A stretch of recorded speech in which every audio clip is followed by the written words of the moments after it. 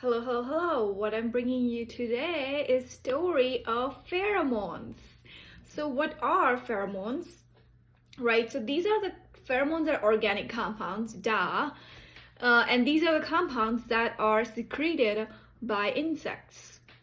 Okay, and they are very simple organic compounds and they hold very high significance in our society as human beings and also in insects' lives, right? So these are the compounds that have odor. Okay, they have good smells.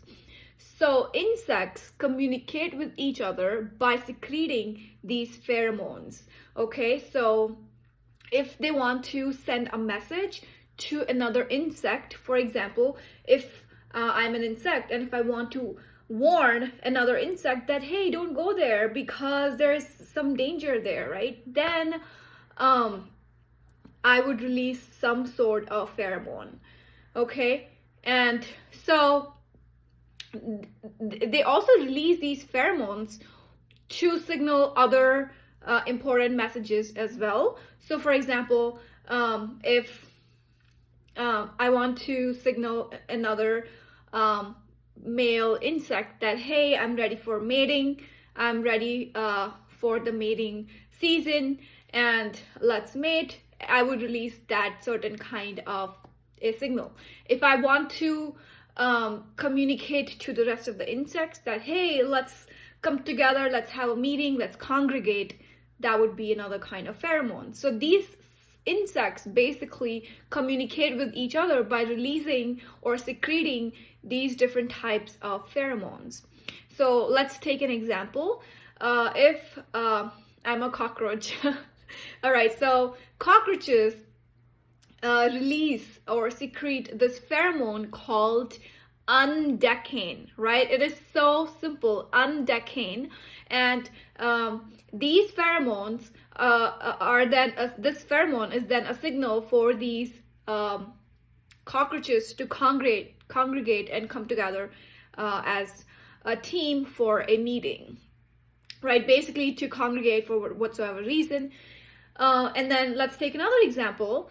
A white tiger moth and a female one, she would secrete 2-methylheptadecane, and she does that when she wants to signal to the male moth that, hey, I'm ready for mating.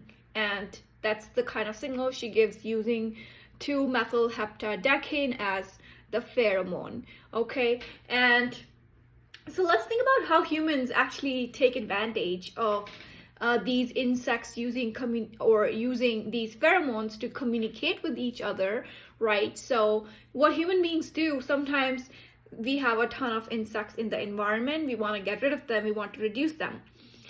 So human beings have developed these traps for insects, and they use the smells of these pheromones in those traps. So when the insects come around it, they think that, oh, we have to go there because we're supposed to, for example, meet or something.